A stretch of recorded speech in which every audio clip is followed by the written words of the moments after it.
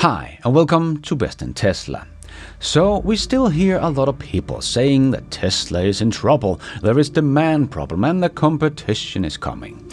But this is nothing new. Sure, Elon Musk might have been late on delivering robotaxis and full self-driving supervised and so on, but those people pointing that out all the time forget to look back at their own record and what they said back then, because they have been saying for more years that Tesla was doomed and there was no demand than Elon Musk has been promising full self-driving. And they continue to this date. Even though we can now go back and take a look and see just how completely and utterly wrong they all were about Tesla. So let's do exactly that. Let's have a bit of fun. Take a little trip down memory lane so people can see that this hate and doubt against Tesla is nothing new. But the haters were wrong back then, so why should they not be wrong this time around? So, let's check it all out and let's dive right in.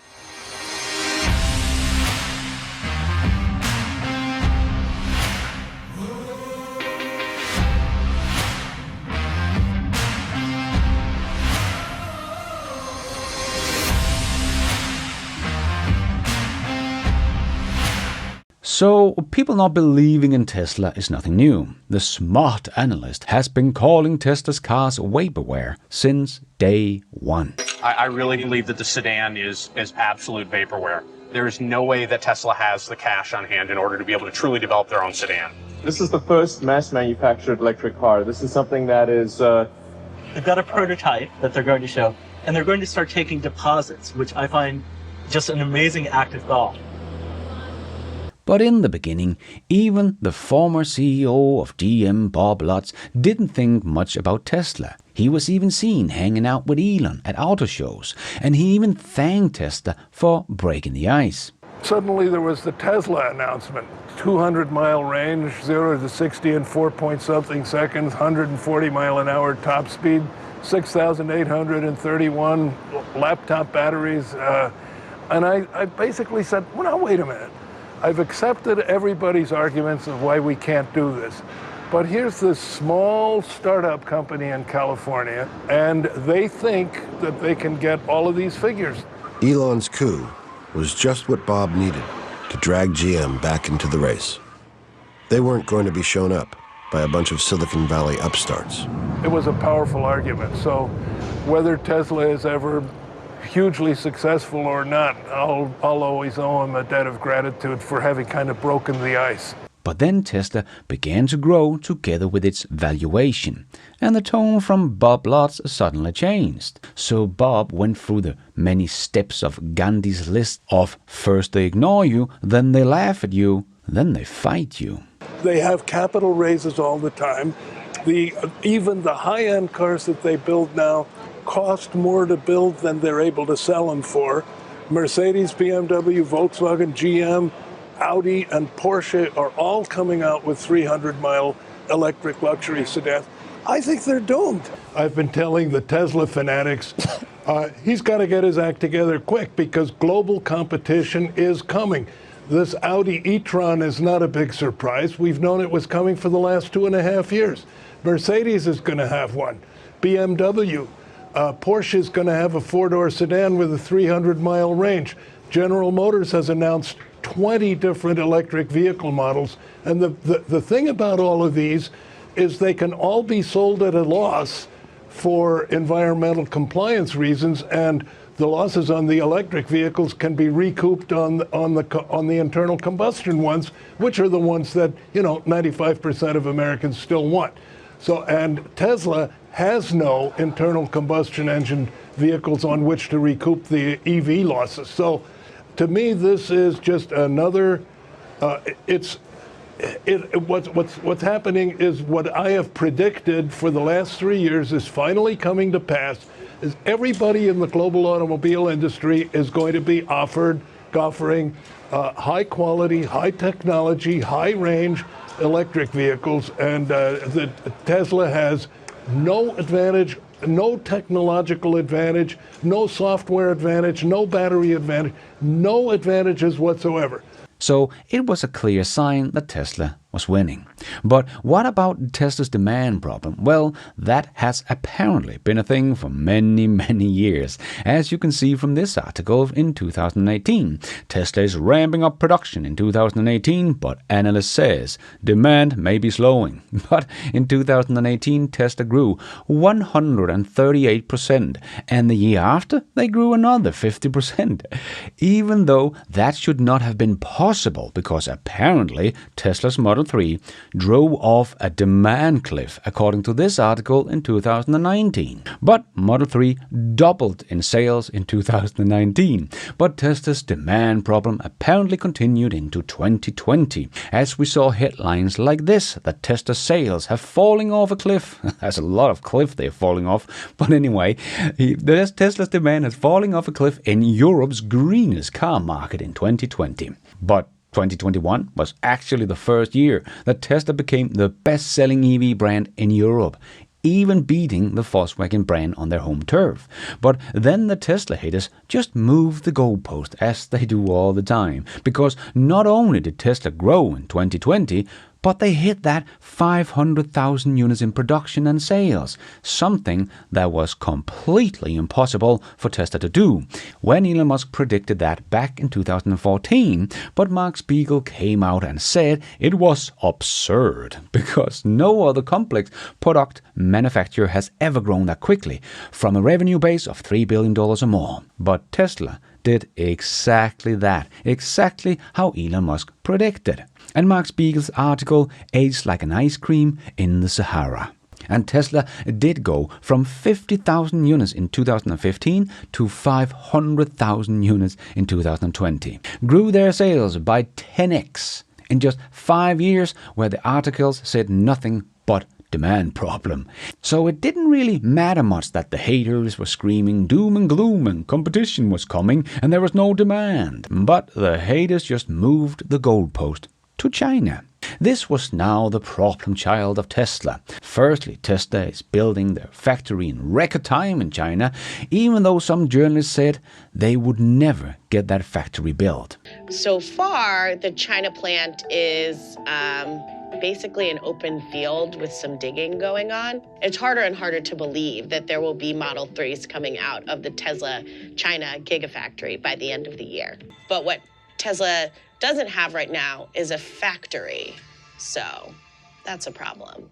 And Mark Spiegel even called the factory freaking meaningless. Tesla could announce a Chinese factory deal, tomorrow, right? And people are, and Phil LeBeau on CNBC would talk about spike the stock $30. It would be freaking meaningless. There is already millions of electric car capacity, either there now or there long before that factory can be open, and they'll just be a drop in the ocean if they don't go bankrupt first. But it did come online and started producing cars.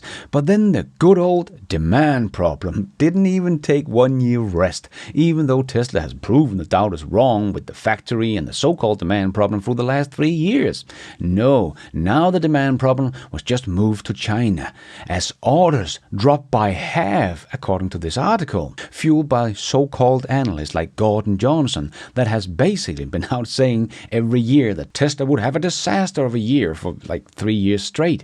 But since Tesla continued to grow, Gordon, of course, also shifted his focus to China to sell everyone that Tesla had a demand problem in China, and sales was a disaster in 2021. But as every year, Gordon Johnson couldn't have been more wrong, as Tesla grew 250% in 2021 in China. Yeah, what a disaster. And Mark Spiegel, of course, also jumped on the demand problem in China in 2021, saying we have a hyper-story bullshit problem here. But we all know now that Mark was the one spreading the bullshit. And Leonard Lopez also said in 2019 that if Tesla could do this, they might have a chance in China. A lot of cars on the road. According to my source, we're talking 150,000 to maybe 300,000 cars. If Tesla can do that, it can probably have a big impact and keep a foothold in China. Until then, it may have to sell cars at a loss. For other car companies in China, that's going to be difficult because they have deals with manufacturers that require them to make a certain amount of cars. Tesla doesn't have that. It has an advantage. But what Tesla doesn't have right now is a factory. So that's a problem. So 150,000 to 300,000 units sold. Well, Tesla did pass even the high end of that target already in 2021 and has continued to grow and is now selling more than twice the high end of Lopez's range for what Tesla needed to sell to get a foothold in China and be successful. So I guess Lopez today think that Tesla is very, very successful in China, but I highly doubt it. And we can see that Gordon Johnson had learned nothing here 5 years later, still trying to make it look like there is a demand problem in China because Tesla is down 7% in 2025. Apparently not getting that Tesla had locked down their whole factory of the Model Y and rammed up the Model Y Juniper production that stands for 65% of their sales. So it seems like he has learned nothing from being wrong for almost a decade now about Tesla. But Tesla did provide, against all odds and all the hate, the best-selling car in the world. You know, the car that Bob Lard said would probably never sell, as he could not see who would ever going to want that. The Model Y, I think it's terminally ugly. I don't know who's going to buy that. It's another one of these humpback things like the Model X. It's neither a sport utility nor a sedan, and to the extent it sells, I don't think it's going to break into a new segment. I think the sales will be largely substitutional to the Model 3. And Mark Spiegel even called it Vaporware. This is sort of the Vaporware Tesla Model Y that we will probably never see. Oh boy, they couldn't have been more wrong. Firstly, the Model 3 still sells about 500,000 units a year, so the Model Y didn't just eat into Tesla's Model 3 sales, as Bob predicted, but came in and blew the competition out of the water. EV and ICE. And in 2023, it was the best-selling car model in the world. The first electric car to do that in history. But not only that, it also became the best-selling car of any kind in Europe. This was also the first time in history an EV had done that. But not only that, but it was also the first time in history a foreign automaker had ever done that. So Tesla did something not even Toyota, GM, or Ford, or Nissan, or Hyundai, no one else have ever been able to do, even with their ICE cars, what Tesla did with the Model Y. All while the haters kept screaming about demand problem. And while the analysts said Tesla had the demand problem, the Western legacy automakers had dropped 7 million units in sales in China from 2020 to 2024, and Tesla grew from 135,000 to 650,000 units sold in China in that same period. And China also exported 6 million cars last year. So the Western brand has actually combined in those 4 years dropped about 13 million units in sales globally to the Chinese, but Tesla grew from 500,000 to 1.8 million in the same period. But according to the Tesla short sellers, it is Tesla that has a demand problem. Sure. So, sure, we Tesla fanboys have always been called biased and will not look at real data and real numbers. But I would say it is the other way around. I have been saying this would happen during the whole time and even invested in Tesla in 2018 because I could see that Tesla had huge growth potential. Even though we had a Tesla Qs like Duke here saying in 2019 that Tesla longs, like myself, should be an investor case study of confirmation bias and the power of echo chambers, tried to give friendly advice so many times and just met with utter refusal, it borderline abuse. Or maybe the Tesla long was actually trying to tell you something, but you wouldn't listen to reasoning. But here we are, 5 years later, and thanks to me not listening to Duke here and doing my own research, my investment in Tesla I did in 2018 is up 2,000% today. I bet you that Duke would have loved to get a bit of that action. So who is living in an echo chamber, my friend? So no, Tesla did not go bankrupt, like so many said, like Jim Chanos that said that Tesla was structurally unprofitable. So they would never become profitable and go bankrupt and was worth zero. And today, they are one of the most profitable car companies when it comes to profit per car basis, and is the most valuable car company on the planet. And all the legacy automakers that said that would beat Tesla and catch up to Tesla and overtake Tesla, well, we are still waiting for them to come. And the so-called competition that we have been waiting for more than a decade, remember how GM could just put Tesla out of business tomorrow if they wanted to, according to this article back in 2015? Well, today we see the biggest competition for EVs in China, and we see that Germans are losing market share because they can't keep up with the competition in China, but Tesla, even to this day, is still leading. In August 2025, Tesla's Model Y was once again the best-selling SUV in the country and the second best-selling car overall in the biggest car market on the planet with the most competition. And that is with 650 different models to choose from in China. So I think with 650 models to choose from, it's fair to say competition is here. We are not waiting for competition to come anymore, but Tesla is still leading the way with the Model Y. But if you ask the Tesla Qs, Tesla probably have a demand problem and competition is probably still coming. So they were completely wrong about Tesla as a car company, and it cost the short sellers a lot of money, like Jim Chanos that had to close down his investment fund. But now the story is that Tesla will never have real robotaxis with no safety riders inside of them, and they will never get the semi-truck and cybercab off the ground. Well, let's check back on those claims in another 6 to 12 months and see if these claims have aged any better than their old ice cream in the desert that has completely melted. I, for one, am not going to bet against Tesla, as they have proven again and again they are able to beat the odds.